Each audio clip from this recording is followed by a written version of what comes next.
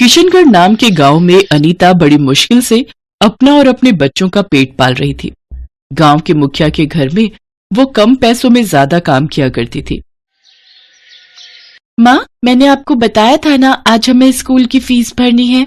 हाँ बेटा, मैंने मुखिया से इस बारे में बात की थी, लेकिन उन्होंने अभी पैसे नहीं दिए। अच्छा माँ, मुझे 10 रुपए दे दो, मुझे पेंसिल लेनी है। बेटा, अभी तो बताया, मेरे पास इस वक्त बिल्कुल भी पैसे नहीं है, जब आएंगे तब ले लेना। इसके बाद अनीता मुखिया के घर झाड़ू पोछा करने निकल जाती है। घर का सारा कामकाज खत्म करने के बाद जब वो मुखिया से पैसे मांगने लगती है तो वो बड़ी चालाकी से थोड़े से पैसे पकड़ाकर उसे काम से निकाल देता है। फिर रोते हुए वो जब घर पहुंचती है तो बबलू उससे पूछता है, माँ, क्या काका ने आपको पैसे दे दिए? हाँ बेटा, दे दिए। मैं आज ही तुम्हारे स्कूल की फीस भर दूंगी। माँ, फिर मुझे पेंसिल के लिए 10 रुपए दे दो, आपने ही कहा था कल दे दूंगी। हाँ हाँ, ये लो। इसके बाद वो दोनों बच्चे पेंसिल लेने दुकान चले जाते हैं। तभी अनीता बैठकर हिसाब लगाते हुए कहती है, किराया दे दिया, बच्चों की फीस दे दी, लेकिन अभी राशन लाना तो रह ही गया और पैसे सारे खत्म हो गए। जो पैसे बचे उसमें तो सिर्फ 2-3 दिन का ही राशन आ पाएगा। 2 दिन बाद मेरे बच्चे क्या खाएंगे? इसके बाद अनीता थोड़ा सा खाना बनाकर दोनों बच्चों को खिला देती है और खुद भूखी रहकर अपने हिस्से का राशन अगले दिन के लिए रख देती है। माँ, आज आपने क्या बनाया हमारे लिए? बच्चों, अब जो भी बना है खा लो, क्योंकि राशन खत्म हो गया है। तुम्हें तो पता ही है मुझे अभी काम नहीं मिल रहा और मेरी तो समझ में नहीं आ रहा और पैसे कहाँ से लाऊं। हाँ माँ, हमें पता है, और हम अगले दिन भूखे ना रहे इसीलिए आपने अपने लिए कुछ नहीं बनाया ना। चलो अब आप भी हमारे साथ थोड़ा सा खा लो। माँ, आपको पता है हमारे स्कूल के सामने एक समोसे की दुकान खुली है। सब बच्चे छुट्टी होने के बाद वहाँ समोसे खाते हैं। सिर्फ मैं और रेनू ही खड़े होकर उन सबको देखते रहते हैं। माँ, हाँ माँ, सब बच्चों को समोसे पसंद है। वैसे माँ, एक आइडिया है, नूडल्स आजकल बच्चों और बड़ों सभी को बहुत पसंद है, तो क्यों ना आप भी नूडल्स का ठेला लगाना शुरू कर दो। बात तो तुम्हारी सही है रेनू, लेकिन तुम्हें तो पता है ना इसमें कितना खर्चा आ जाएगा, और मेरे पास इतने पैसे नहीं है बेटा। अभी वो बात कर ही रहे होते हैं कि तभी वहां अनीता की बहन प्रीति आ जाती है। उसे देखकर रेनू और बबलू खुशी से चिल्लाते हुए कहते हैं, मासी मासी, हमारी प्यारी मासी। और ये कहते हुए भागकर प्रीति के गले लग जाते हैं। अरे मेरे प्यारे बच्चों, देखो मैं तुम लोग के लिए क्या लाई हूँ, ढेर सारे चॉकलेट एंड चिप्स। और पैसों की चिंता तुम क्यों करती हो दीदी? तुम्हारी बहन के होते हुए तुम्हें बिल्कुल भी चिंता करने की जरूरत नहीं। नहीं नहीं, ये तुम क्या कह रही हो प्रीति? तुम तो मेरी छोटी बहन हो और मैं तुमसे पैसे कैसे ले सकती हो? छोटी हूं तो क्या हुआ, हूं तो तुम्हारी बहन, और जब तुम्हारा काम जम जाए तब मुझे मेरे पैसे लौटा देना। माँ, मासी बिल्कुल सही कह रही हैं। आप अभी उनसे पैसे ले लो, फिर मुनाफा होते ही उनको पैसे वापस कर देना। ठीक है, लेकिन मैं जल्दी तुम्हारे सारे पैसे लौटा दूंगी, लेकिन मुझे समझ में नहीं आ रहा आखिर मैं ठेला लगाऊंगी कहाँ। माँ, हमारे स्कूल के सामने और कहाँ? हमारे स्कूल के सामने ही और भी कई स्कूल हैं और बगल में कुछ कंपनियां भी हैं। मुझे लगता है आपको वहीं से अपने काम की शुरुआत करनी चाहिए। अरे वाह, ये तो बहुत अच्छा आइडिया है। चलो दीदी, हम कल ही तुम्हारे लिए एक बढ़िया सा ठेला लेकर तुम्हारे नए बिजनेस की शुरुआत करते हैं। अगले दिन प्रीति अनीता का काम सेट करवाकर वहां से वापस अपने शहर चली जाती है। उसी दिन से ही अनीता रेनू और बबलू के स्कूल के बाहर कम दाम में स्वादिष्ट नूडल्स बेचने लगती है। दोपहर के समय सभी स्कूल के बच्चे और कंपनी के एम्प्लॉय उसके ठेले पर आकर नूडल्स खाने लगते हैं। आंटी, आपके ठेले से तो नूडल्स की बहुत अच्छी खुशबू आ रही है, प्लीज मुझे एक प्लेट देना। हाँ, अभी लो बेटा। बहन जी, मुझे भी एक प्लेट खाने के लिए दे दीजिए। जी अभी लो। अरे वाह, मैंने तो आज तक ऐसे नूडल्स नहीं खाए। अब ऐसा कीजिए, 2 प्लेट पैक कर दीजिए बहन जी, अपने बच्चों के लिए भी ले जाऊंगा।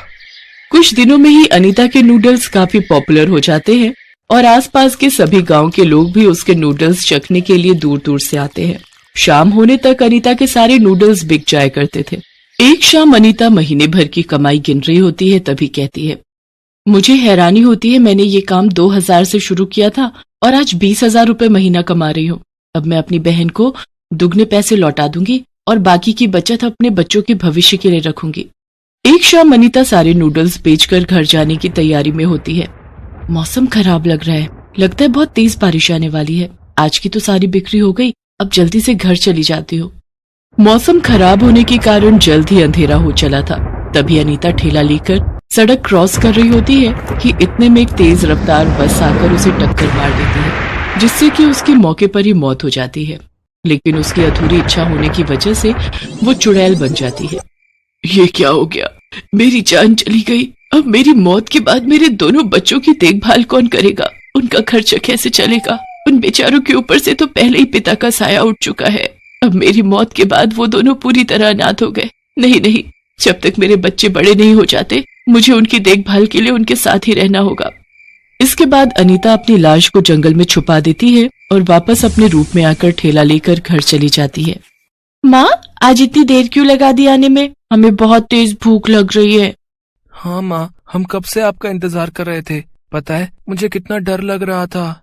ये सुनते ही अनीता की आंखों में आंसू आ जाते हैं और वो झट से दोनों को गले लगाते हुए कहती है, अरे वो बाहर बारिश हो रही है ना, इसीलिए देर हो गई। अब मैं आ गई हूँ ना, तो तुम लोगों को घबराने की कोई जरूरत नहीं। चलो अब मैं तुम लोगों के लिए खाना बना देती हूँ। अगले दिन से ही अनीता पहले की तरह नूडल्स बेचने लगती है और अब वो दुगनी कमाई करने लगती है। अब वो अपनी चुड़ैल की शक्ति से और भी ज्यादा लजीज नूडल्स बनाने लगती है। धीरे धीरे वो उस कमाई से एक बड़ा घर ले लेती है, साथ ही अपने बच्चों के लिए काफी बचत भी कर लेती है। दिन भर इंसानी रूप में रहने के बाद आधी रात होते ही वो अपने असली रूप में आ जाया करती थी। फिर एक दिन उसके ठेले पर उमेश आता है और कहता है, ये लो भाभी प्रसाद। नहीं नहीं, मैं ये प्रसाद नहीं ले सकती। लेकिन क्यों? आज मेरा व्रत है ना, इसलिए। ओह अच्छा, मेरे लिए भी एक प्लेट लगा देना। उमेश जैसे ही अनीता को पैसे देने लगता है तो वो पैसे नीचे गिर जाते हैं। उन्हें उठाने के लिए वो जब झुकता है तो अनीता के उल्टे पैर देखकर डर जाता है और बिना कुछ कहे डर के मारे वहां से भाग जाता है। अरे क्या हुआ? अपने नूडल्स तो लेते जाओ। ऐसे ही कई महीने बीत जाते हैं और फिर एक दिन प्रीति अनीता के घर आती है। आधी रात को जब प्रीति पानी पीने के लिए उठती है तो वो अनीता का चुड़ैल वाला रूप देखकर डर जाती है और जोर से चिल्लाने लगती है, चुड़ैल चुड़ैल बचाओ बचाओ। उसके चिल्लाने से बच्चे भी उठ जाते हैं और डर के मारे प्रीति के पीछे छुप जाते हैं। डरो मत प्रीति, मैं अनीता हूँ। दीदी तुम ये कैसे? प्रीति, कुछ महीने पहले मेरा एक्सीडेंट हो गया था जिसमें मेरी मौत हो गई थी, लेकिन अपने बच्चों के लालन पोषण की चिंता ने मेरी आत्मा को इसी दुनिया में रोक लिया और मैं इनकी देखभाल के लिए इनके साथ रहने लगी। लेकिन आधी रात होते ही मैं चुड़ैल रूप में आ जाती हूँ। लेकिन अब मेरा मकसद पूरा हुआ, अब मुझे जाना होगा। नहीं दीदी, आप हमें छोड़कर मत जाइए। हाँ माँ, हम आपके बिना नहीं रह पाएंगे। माँ, मुझे तो तुम्हारे बिना सोने की आदत ही नहीं है, मुझे छोड़कर मत जाओ।